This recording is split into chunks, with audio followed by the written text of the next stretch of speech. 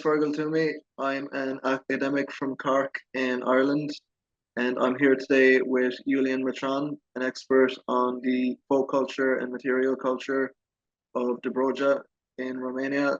And would you like to introduce yourself and begin your introduction to the topic? Sure. I'm currently working as a PhD teaching assistant at Ovidius University of Constanța, which is the biggest state university in southeast Romania. My PhD is on the material and non-material culture of Bujak, meaning southern Bessarabia, and to a certain extent the northeastern Balkans, meaning mostly of what is today the territory of Bulgaria.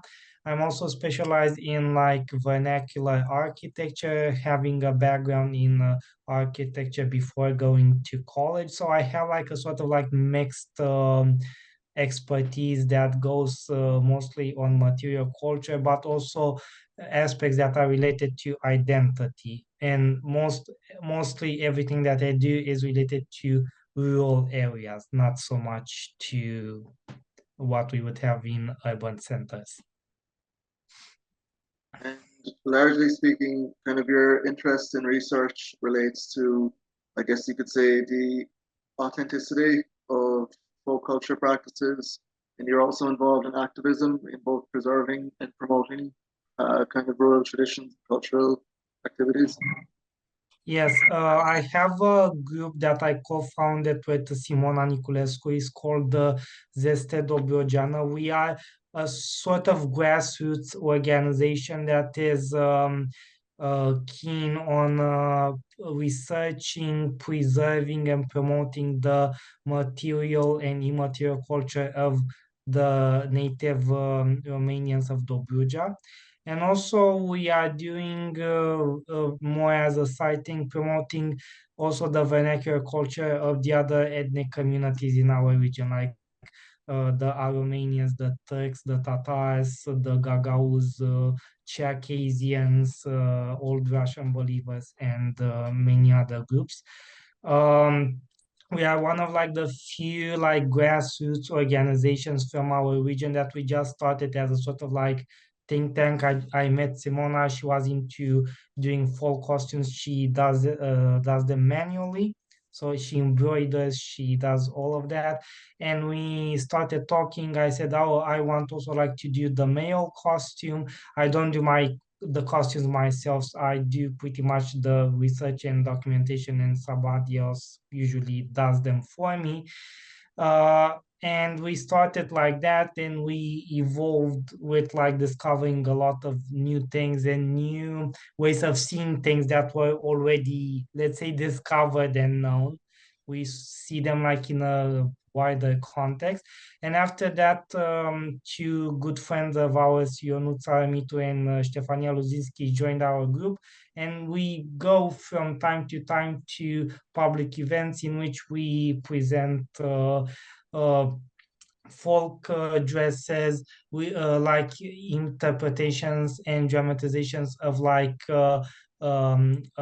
folk songs, rural theater, and so on.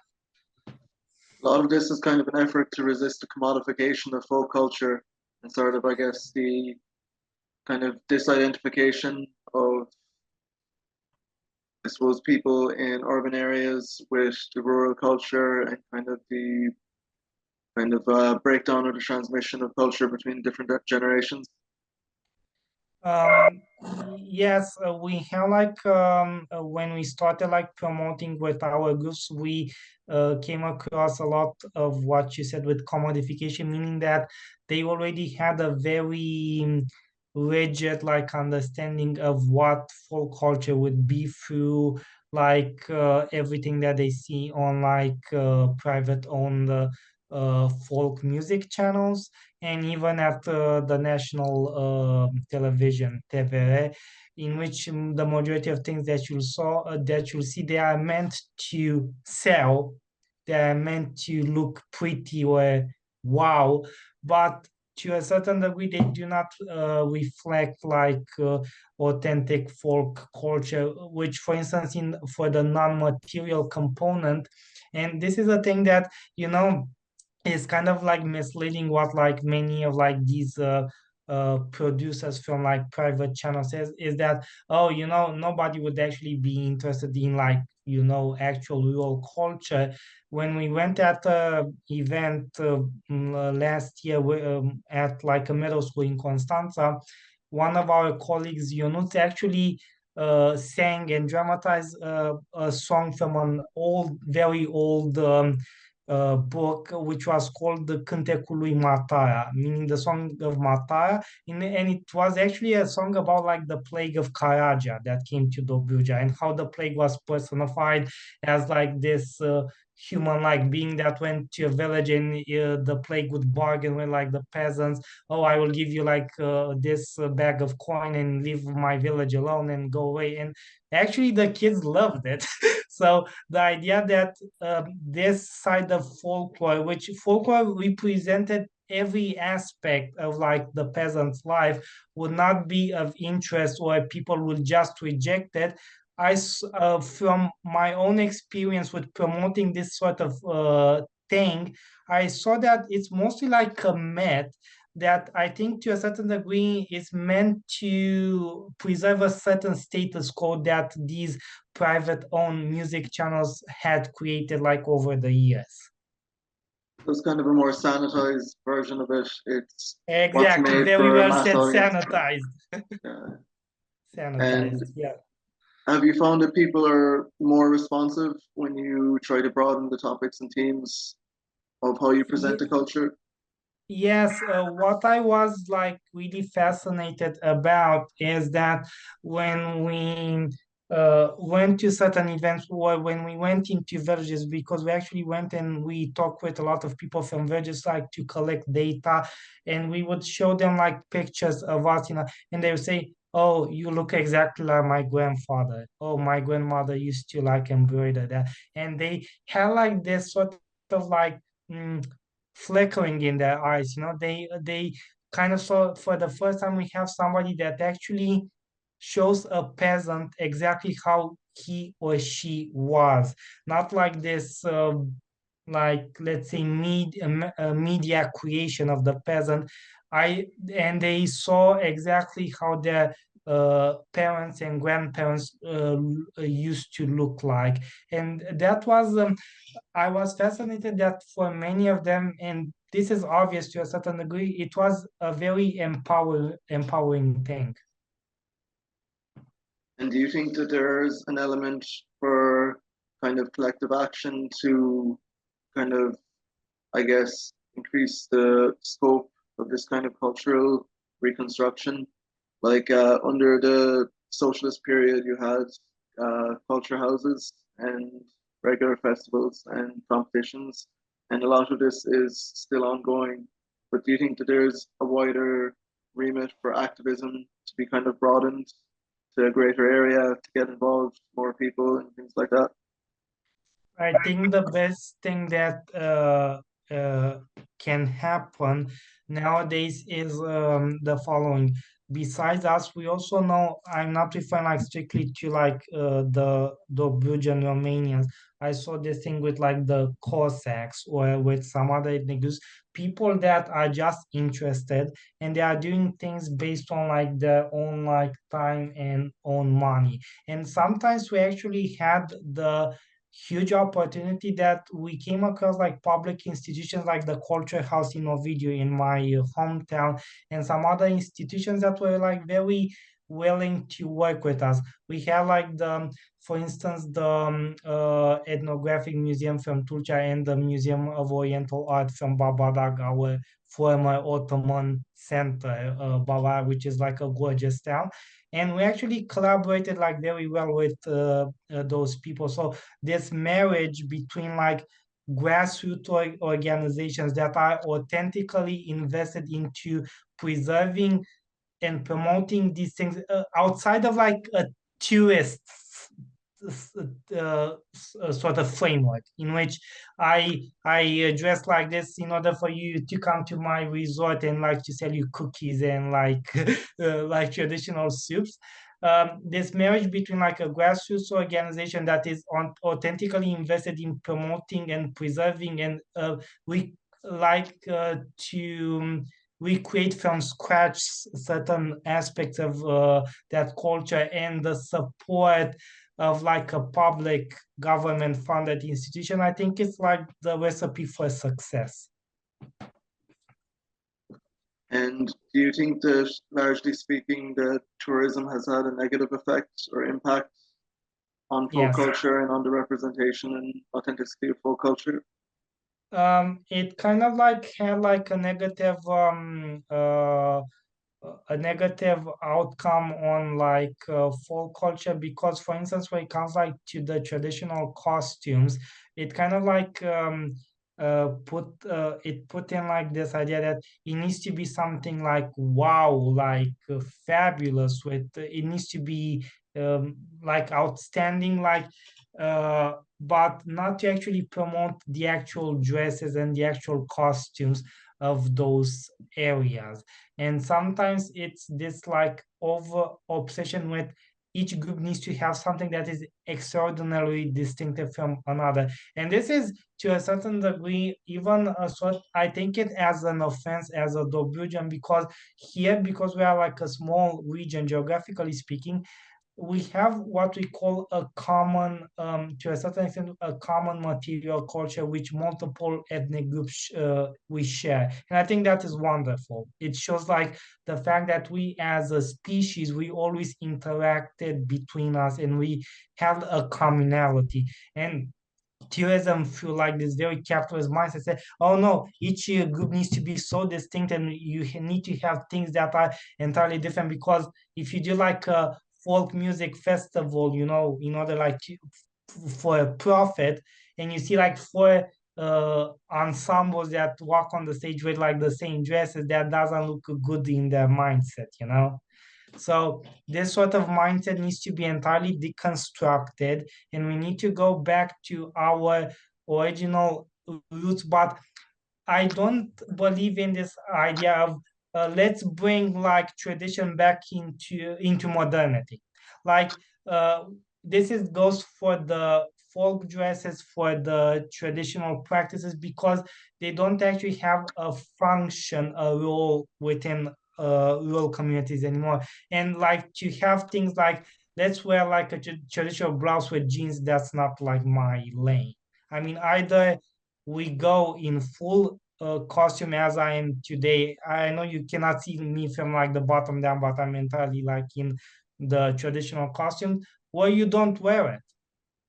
This is how I see it. I don't like these commodified, let's bring like tradition into, and to basically either it ends up like looking weird and very distorted, or in other situations it looks like a sort of like cosplay.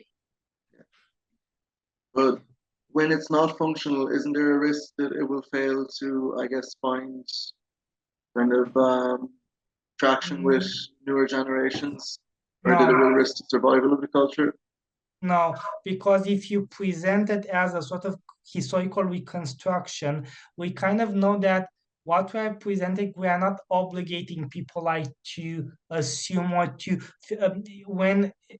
when people try like to reintroduce like old things into modern, like they kind of like guilt trip people into, oh, if you don't start like doing this ritual again, or like this sort of thing, you are less Romanian, you are less this. And honestly speaking, those practices and these clothing were present in a certain era, and especially when it comes to the practices of the non-material side of culture, uh, they were very lively, when still even in rural settlements there was that magical interpretation of the world, you know, through magic, through incantations, everything had a sort of like energy, a vibe, and after that uh, things had changed, especially after World War II,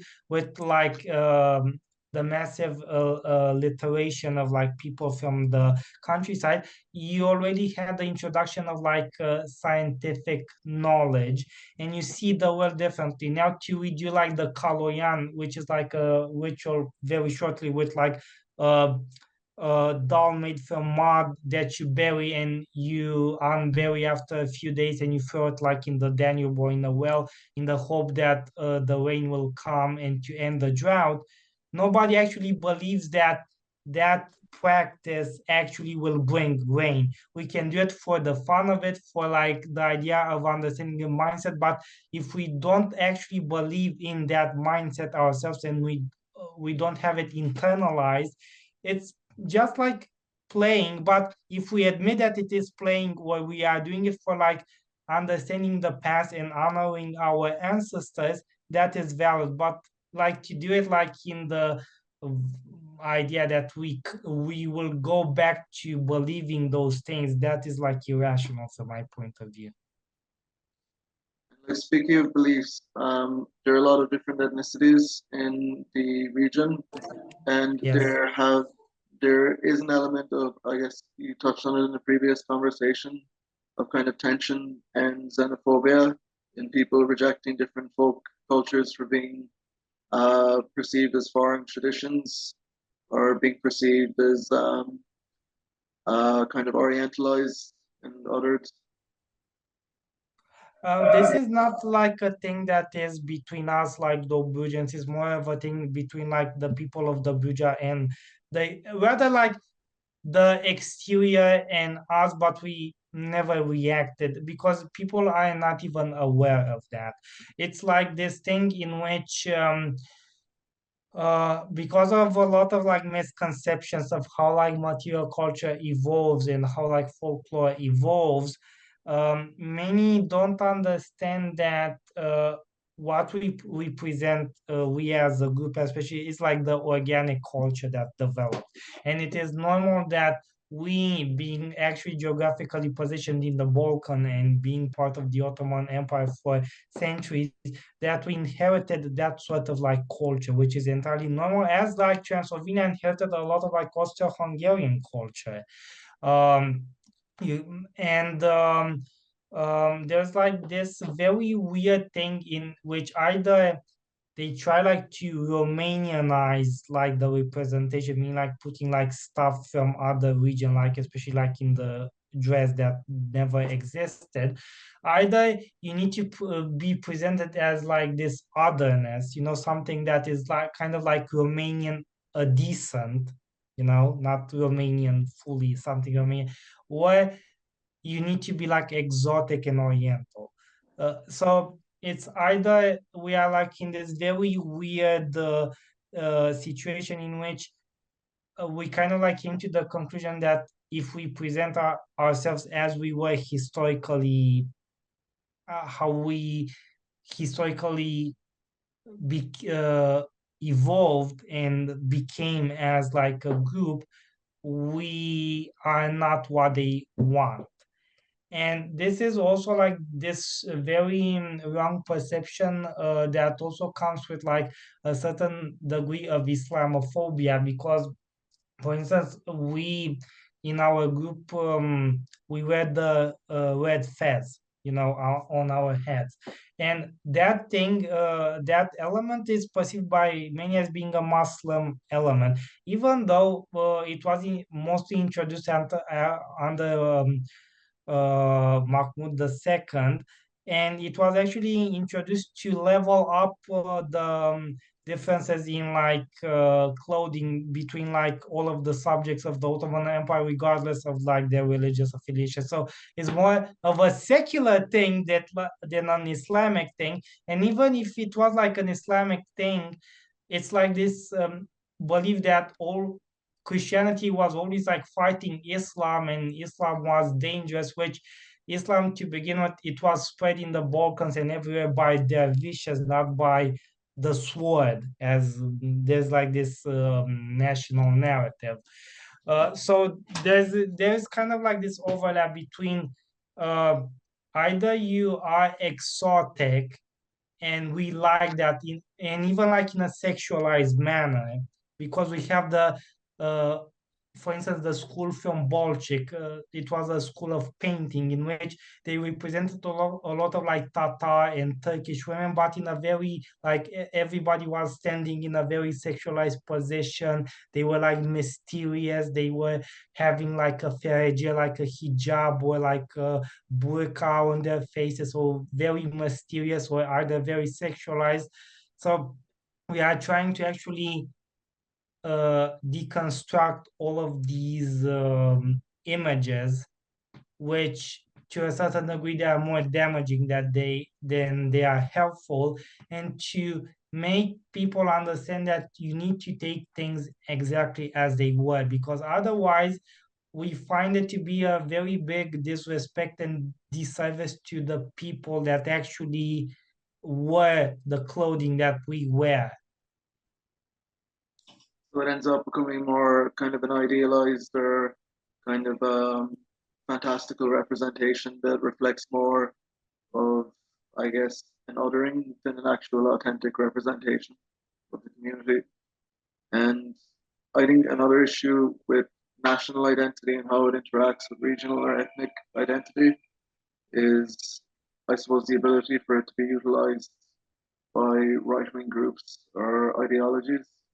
And one element of that is that kind of the negative approach of trying to tie identity and national identity to the style and kind of romanticizing the peasant as being kind of a noble savage who has, you know, the spirit of the nation in heart, that rural dwellers have a kind of a closer connection to the nation, kind of national spirit.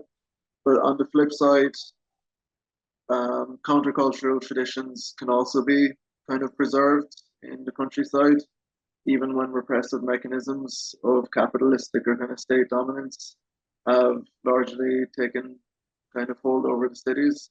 You can have traditions that get stamped out by institutions like, you know, schools and universities kind of stamp out radical traditions, but the folk music, the culture of rural areas where these institutions don't hold as much power can kind of keep a link between the radical tradition of the past and struggles that are emerging at a later point.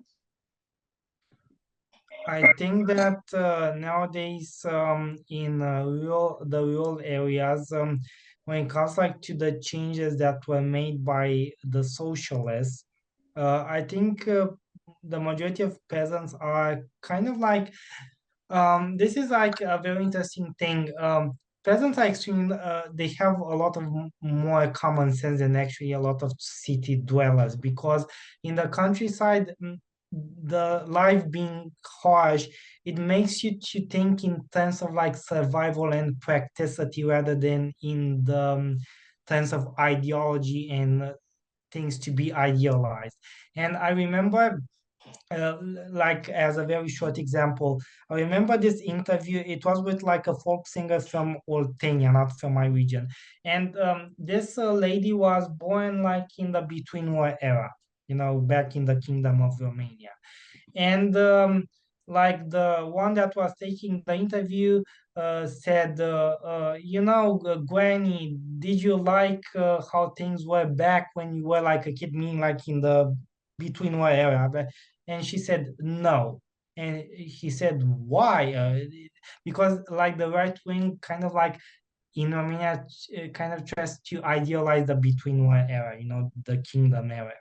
And she said, well, because nowadays I have asphalt on the street and I also have like a medical center where I like to go. Isn't that like the best like as in electricity? So I was like fascinated how much common sense like a lot of like people from the countryside actually have, because they understand the fact that to a certain degree, uh, having like uh, people that never lived in the countryside would expect like people there like to still like live with like dirt roads, and they should be happy about it in a very weird and distorted way.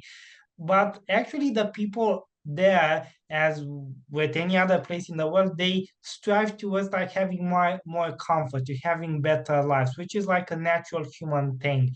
And you kind of like masking this and like kind of like portraying them as being like these kind of like anti-modernity, anti-progress, like savages. I think it's like offensive because a lot of people from the countryside actually believe like in actual science, and a lot of them, even when we have the pandemics, and I talk with people that they grew up in villages, they said how much when the sanitization like campaign started, and like in the communist era, vaccines were like regularly done, how much that actually saved lives in the countryside, and it kind of like decreased like deaths that were much more common. So in a way, they have much more common sense than a lot of people that grew up like in privilege, in comfort, and from my fancy house from like central downtown, because I can like fantasize all day long how like beautiful it'd be like to walk on dirt trails like with my naked feet. But if I would actually would have to do that, I would not like it. So it is like this thing. And also with the culture houses in many of like these villages, I think besides like promoting clearly a more like standardized version of like full culture, I think what was a great thing for them, which pretty much nowadays it doesn't exist, they were also like community centers for the villages. They were like places in which people would gather for shows. They would, for instance, in my mother village, they would also like dance waltz. They would have orchestras. So it kind of like was that idea in which entertainment was sort of like a common good for the community, which goes like against like this thing that you see nowadays, especially like in urban centers, in which the idea of entertainment and of leisure is hugely private you know And what do you think differentiates folk culture from, I guess, popular culture? Or do you think that there's a significant gap between the two when you have mass communication through those mediums? So folk culture, you are referring to like vernacular rural culture, and like popular culture, like mainstream, because in Romania we have like this term musica populară, which actually means like that mass media version of like vernacular music, like but very enhanced and stylized. So you said like how I see like the connection between like folk culture nowadays and like Do you think like do you think it's the confusion of folk culture and popular culture that's kind of led to the devaluation of folk culture? I think the worst thing that happened was that with like folk culture and how what it is represented as peasant culture, pretty much it because of like the capitalist mindset. But to a certain degree, this was also like present before, but I think it got even worse like in, let's say, the last 10-15 years. um because of like the existence of like private like TV channels, and even this mindset is present at the national television. um, Everything that is like full culture, you are only like kind of encouraged to bring things that are very like marketable, in their opinion, very marketable, but they don't ever let you to present something else, like more in the let's say with the mindset of say what would be like the people's reaction to it? Let's give it a try. You know, that sort of like, they don't give it. It's either every song needs to be like a happy song. Every song needs to be like very has a good rhythm. Every song you need like to smile and like to one step back, one step in the front, and so on. So I think this Packaged the instead of kind of spontaneous identity. Like I guess it's the yeah whole problem with capitalist identification in general, is that if you can't package an identity, then you can't sell it. Everything needs to be standardized because if you yeah, introduce spontaneous, and everything needs to produce something that is like uh can be like seen in numbers, you know, like the numbers of views, the ratings, how much money does an artist make. And to a certain degree, if this mindset would how somehow magically, because only magically I can believe now, it would be abandoned, and we would actually give like chance to show like folk culture in its complexity and in its entirety, you would see, besides happy songs, songs like the songs of the plague, funeral songs, songs that are ritualistic in nature, songs that have to do with conscriptment in the army, songs about wars, you know, that happened. So you'd see like this huge diversity. Also, another part of folklore that you don't see, the folklore of children. The first time that I came across this notion of the folklore of children was when my mother actually sang to me. We call them colinde de primavera, meaning it would translate as spring carols. And they are not religious in nature. They are not Christian. They are like songs that have to do with fertility and the rebirth of nature. And it was a song from my mother's village called the Colind pentru Albină, which translates Carol for the bee. And it actually was praising the bee that would pollinize like the flowers and how important. So uh, like the folklore of like children, you don't see it too much. So what we see nowadays is a very minuscule part of what folklore actually is. And also it is like this thing in which um everything is like commodified, but also I think with and this is like a thing that I talked a lot with my friends, which two of them they are like folk Dobrudjan folk singers, is the following. We as a group and many others like us, we can come and do events. We can create events in which we promote awareness towards like vernacular rural culture. But we can do this like 30 years from now on.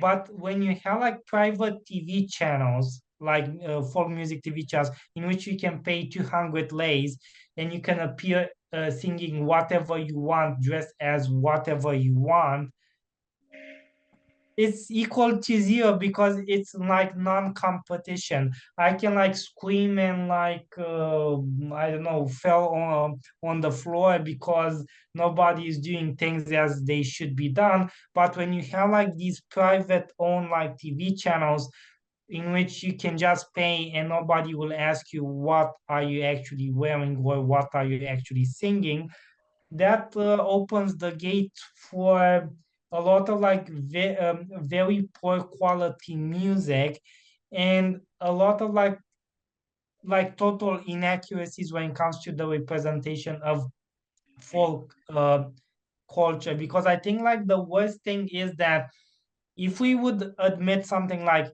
you know, these people are actually promoters of like vernacular rural culture, and these people, they promote like a highly stylized enhanced version that is meant only for TV and so on, I think we could like live together. But when the other side made a career based on saying that what they present is like authentic folk culture, that already kind of becomes a problem from my point of view. I think there's a strong argument here for state intervention and for more of a role in state regulation of this whole Yes, sector, because without state regulation and intervention, you can't have, for example, mandatory consultants on shows like this. You can't have any agreed standards. It's the private sector and the marketization of exactly. this Uh, essentially goes. and let me tell you something about like state intervention. Before 1989, there would be like national like folk music competitions, as we had one called Floarea din Grădină, which means like the flower from the garden. And when you went as when you went and signed up for these shows, you'd have to dress properly, and you had like to sing in front of a commission that was made up of ethnomusicologists, ethnographers, anthropologists, folklorists, and so on. So they, I'm not saying even in those periods they would like bring in like certain like texts that were clearly like socialist, realist themes, and it wasn't like pure like folk um, culture, but many of like the songs and the dresses would actually would give you at least a 70% idea of how a peasant would look like in a festive day. Nowadays, you can basically go to many like folk festivals, especially the ones that are private, you know, like they are for profit, wearing like your bed sheet and nobody would give a damn. I imagine in a lot of cases, if someone's outfit or blanket was rejected, they would, of course, blame it, saying, "Oh, it wasn't socialist enough, or it didn't meet the standards of socialist realism." That sort of kind of trying to find an excuse for why their outfit wasn't approved. But I imagine that overall socialism probably had a very positive effect on, I guess, the viability of a folk culture, and the fact that you had activists from the party going to rural areas probably, I guess, raised the level of confidence people had. Let me tell you something. I also know very well the case of Bulgaria, and they also like the socialist regime there. It had a period in which it actually uh, they kind of they were like folklorists, you know, that would work for like the folk institute in Sofia, and they would go in villages, and they would actually look for like peasant women and men that would sing nicely, and they would bring them like back to Sofia to record vernacular rural music. You don't see that anymore here. And also like with like private on like music folk channels, that would be like their last thing. Also, another aspect is that even though like the bar went kind of low both for the state television and like the private owned TV channels, the state owned TVR is still like way better than what we had with the other private music channels. The thing is that when I was like in middle school, and even when I was in high school, I saw like this thing in which the national TV channel was subjected to a sort of smear campaign by the other like private owned TV channels. I'm not referring only like in the case of what they broadcasted as like folk music um, shows, basically everything that they did. And the main criticism was that TVR is not like producing enough like audience, and that it absorbs like public funds without like people actually liking the content that they produce. But on the other hand, the private owned channels produce what I consider just literal trash. I mean, it does nothing of value. Uh,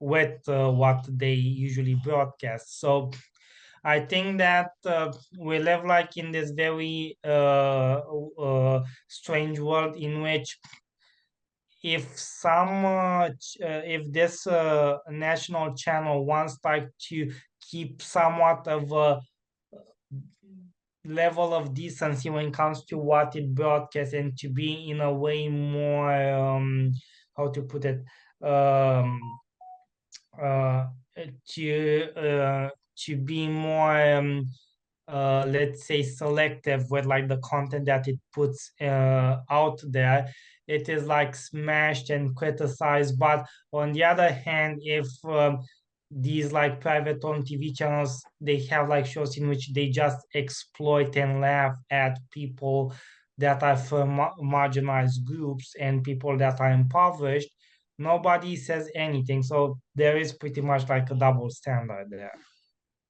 And is there a lot of overlap between the coverage on these channels and the audience for Manale and Turbo Folk with popular music? When it comes to TVR, there's no overlap because and I will like give you like a very tiny description of like these genres, and I will explain exactly which are their audiences and how they usually kind of like perform on our let's say um, music market. So we usually have uh, rural vernacular music, which is like the old peasant music, which is not broadcasted anyway because it's in many areas it actually died out pretty much. Very few. There are some like more remote like places in which peasants still like sing it, but those they are just clustered in like a few areas of the country. You have folk music, which we call musica populară, which is commodified and enhanced version of vernacular folk music. Another genre that we have is called ethno music, which is like a sort of like Romanian counterpart for the Yugoslav turbo folk. Um, which even like the Yugoslav turbo folk was predated by a genre that was called Novo Komponovana Muzika Narodna, which was a sort of pre-turbo folk. And here we have like this sort of evolution of like folk music to ethno music. Ethno music is like very, it gets like themes and subjects and like rhythms from folk music, which is already in itself enhanced and commodified, but it brings it like to a whole nother level with the fact that it uses only like electronic uh elements, so no like actual instruments as you still have in folk music. The artists usually they sing like this very mixed repertoire of like songs that can come like from all of the regions of the country, so you have pretty much a very pan-Romanian vibe. And usually the way in which they dress, they don't actually represent a particular ethnographic area. They rather um, represent a very vague, Romanian image of Romanianness. Uh, this like genre was like very popular, I think, in the 2008, 2010, but it was always like considered like very kitschy, you know. It didn't had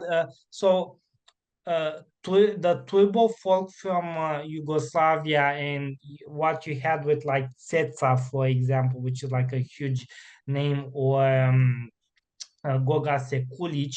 There you had a sort of like overlap between turbo folk and what we in like this area of like let's say people that are involved in what we would refer like to criminality and mafia, which will like pump money into these artists like careers. That wasn't like the case with ethno music. And also we have muzică lăutărească, which is like a genre that appeared within like the Roma community somewhere at the beginning of the 20th century. It became very popular among Romanians, and also lăutărească was also very appreciated by the Romanian intelligentsia. So it is like many of like what we refer to fine intellectuals actually are huge fans of old lăutărească, which is like very well regarded as a genre. And we have manele, which it kind of like developed from also from within like the Roma community.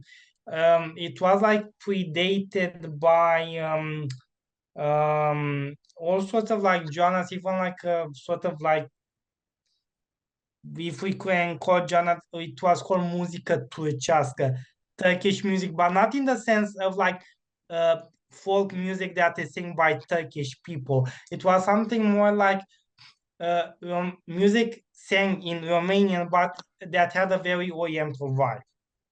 And also manele took like elements from Romanian music, from like Serbian music, from a lot of like genres, even from European pop music. The thing with like manele is that their audience is pretty much made up of like young people, and even let's say middle-aged people, and it actually a lot of like their listeners make up a segment of the population of Romania, which is very much, even though they are very large, they are very big as numbers, they are very they don't hold any political power, they have very little power over their own destinies. We are usually talking about people from rural areas, people that live like in small towns that used to be mono-industrial, and now they are like just unindustrial. They don't have any economy left, or in a very poor shape. People like from big urban areas that have like a lower degree of education, and usually they work minimum wage jobs. So, and why they let's say they appreciate manele is because manele, as lăutărească was and still is, because it's still like the genre still lives on, they usually talk about subjects that are very how to put it, relatable to everyday people, like struggling with money, domestic violence, infidelity, problems with the law, the lack of trust in people, and so on. So these genres, unlike folk music, which presents us almost like this like utopian image of like only like grass fields and like people dancing choirs and everything like that, which that image never existed to begin with, and the villages that we know today, they don't look as they would be represented in those like music videos. In a way, manele it shows us a reality, even though we might not like it. It is like closer to the reality in which we live, by comparison to what we are shown with like folk music. To touch on a slightly related topic, Eric Hobsbawm had a concept called social banditry, which he developed in a number of his works.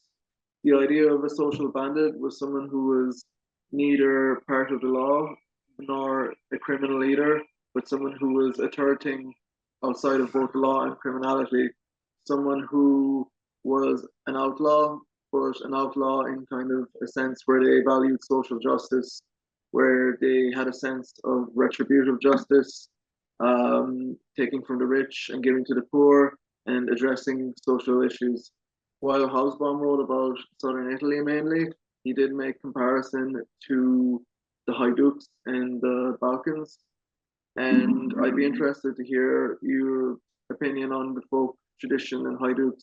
I know there's a Zizekine concept of kind of like divine violence. in the sense of violence driven by a sense of kind of anger and injustice rather than out of necessarily greed and kind of envy. Um, in Romania, we have haiduks. Even though I know there's like a segment of our folklore that talks about them, and I didn't study them too much. The folklore books that I usually came across, it's not that they were just briefly mentioned. I never went too much into detail about them, but I have a very interesting experience when it comes to them, which is maybe more valuable than what you would actually read from like a book on folklore. Last in the summer of 2022, I went to visit Ionuț, our colleague from Zestre Dobrogeană, in his village of Parachioi, Băneasa, which is a village in Constanța County, very close to the Bulgarian border. And we went there to talk with some some of the elderly people from the village to, collect some stories, maybe folklore, to talk about like the traditional dresses. And one of like the men told us that I think this kind of like was at the maybe 1920s or 1930s or even like later. There was an actual haiduk that would roam in like the area of Băneasa and Kainarja, and Kainarja being exactly over the border, on the Bulgarian side. And this man would actually take, from what I understood, like either bags of flowers or bags of grains from like local mills, and like give it like to people that were struggling like to have food, because and in like the kingdom era, it was very well known, the fact, even though it's pretty much kind of hidden today, that many of the peasants had like a very poor diet, and they had a lot of like food insecurity. And what was even more interesting is the fact that this man that was presumably a haiduk, besides the fact that he would like do things like this, he would also have like he was known that he had a lot of lovers over the border in Bulgaria. So he would cross the border into the area of Kainarja, Kainarja being what we know from history, the village of Küçük Kainarji, like with the treaty. So that is the actual village that I'm talking about. And he would have like even like free lovers on like the Bulgarian side, and free lovers in the Romanian villages on the Romanian side. So he had like this very interesting life story. And I actually like this story about that local haiduki. It really surprised me, because I never expected like to come across such a thing. So there are like a lot of like things related to folklore, to local folklore, that it is surprising to me, even though there were studies that were made in the 1970s or even earlier than the 1970s. There are a lot of stuff that were never actually put into books. So they were kind of lost. Some of them, I think they were even like method in a very conscious way by the people that did the field research back in those days. And it does surprise me because I wouldn't have thought that there would still be haiduks as recently as 1920s. So it's a really interesting story. It's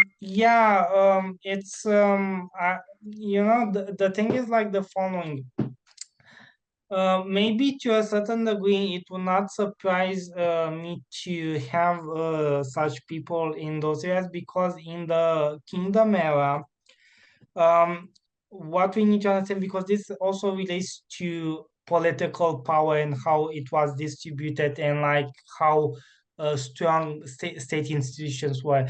In the between war era, even though Romania was at its greatest extent, territorially speaking, we had extremely like weak institutions, and a state apparatus that was very tiny by comparison to our territory. So in many of like these remote villages, the state had like very little power, and pretty much what we have like this expression in Romania, legea junglei, the law of the jungle. Everybody, was doing his own like part of justice, and I think there was kind of like even a mistrust towards like public authority to a certain degree. So I think that would be like a fertile ground to have like people like him. Yeah, we have a similar concept in Ireland called rapparees, and the history is really interesting in some ways because of the similarities in a comparative sense. To change the topic a little bit, I wanted to ask you about your views on folk culture and material culture and their traditions being continued in the diaspora, because I think some people in diasporas in both Ireland and Romania have quite a large diaspora, um, have anxiety about preserving cultural heritage and maintaining it in an environment where it's removed from the actual geographical and social context in which it originated. When the revival of the Romanian blouse started, besides the communities in Romania that were actively involved, you also had the diaspora. And besides like this episode, I know like a lot of people from the Romanian diaspora. The biggest diaspora that we have is in Italy, followed by Spain, and after that there are some more significant communities in the UK, Germany, and all the diaspora in the US, where I have some relatives living in California. um the thing is like the following: when I actually have a friend. He's like a Romanian background that he lives like in California, and the I he always like sends me like videos with like the events that the Romanian community does there. And what I see, and it's not surprising, and I think this is like pretty much the case for other like diasporas, is that when they meet and they do folk dances or put music and listen to it, there's like this thing in which everything becomes very homogenized, and there's like this kind of like blurring between like the traditional lines and differences that you have between like ethnographic regions. Everything is kind of melted into this very homogenized Romanian community identity. And to a certain degree, what I would find as a mistake here is that uh, some of these people, they say, we want to experience authentic folk culture, but in a way like having this way of like uncritically like just mixing things, and not even like knowing very well the origin of many of like the songs and the music that you are playing, kind of like makes it like incompatible with like understanding folk culture in its true sense. For instance, let me give you an example with many like let's say events that they do around the Christmas period. Many of like these carols, and this is a thing that I found like later on. Many of the carols that are sang, um, they are not actually peasant carols, meaning that they are not. There was like a period in which and this is not very much talked about. You'll find it in very like tiny footnotes and obscure sources. Is that many of like those carols that have a very Christian theme to them are actually composed by priests, and they were spread through schools. So many of like the old carols that you have as the ones from Dobrudja, which we have like the most archaic carols in Romania. Many of them, they don't have any sort of Christian elements in them.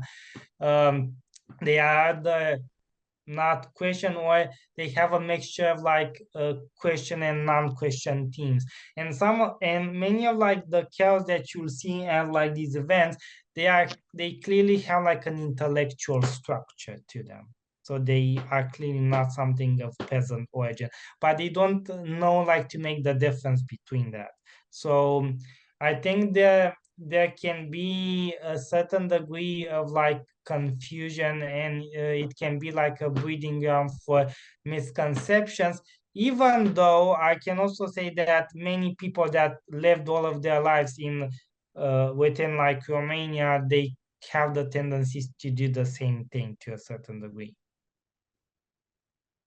I guess it's trying to avoid that kind of kitschy representation of culture like you get with St. Patrick's Day in the US with the St. Yeah, Paddy's Day like thing. yeah, it's this very over commodification, and to a certain degree, for instance, you get this situation when it comes to Christmas events in which we have like a few like Romanian carols that everybody knows them. You know, it's like you know them from school, you know them from TV, and you only sing that. So it kind of like, excuse me, you kind of get stuck into, um, you know, Christmas carols means only like these three things, and you kind of like omit or are not even conscious of the fact that the folklore that we have around the Christmas period is extremely rich, and it is extremely diverse. So I really want to thank you for everything you've covered, and I think folk culture is crucially important because it's one of the most democratic forms of culture. I mean, it can't be really kind of brought to the and kind of closed off by the elite in the same way that other forms of culture can be. It's fundamentally accessible. It's fundamentally spontaneous and built into the grassroots. Um, George Bernard Shaw had a concept called intellectual oligarchy, where he kind of complained about the tendency of, I suppose, the wealthier in society to form kind of cultural clusters of kind of closed off kind of social and cultural capital, where you can only access cultural capital if you have the personal wealth and finance to be able to afford it. So I think the work you're doing is excellent. I think it's amazing, and definitely it brings cultural traditions to a new generation in a way where they would otherwise be lost. So, fair play, Iulian. And thanks a lot for inviting me, and it was truly a pleasure to talk with you. Excellent. Hopefully, we'll get a chance to cover this again sometime, and I really appreciate everything we've discussed. Thank you. Thanks. Have a great day. You too.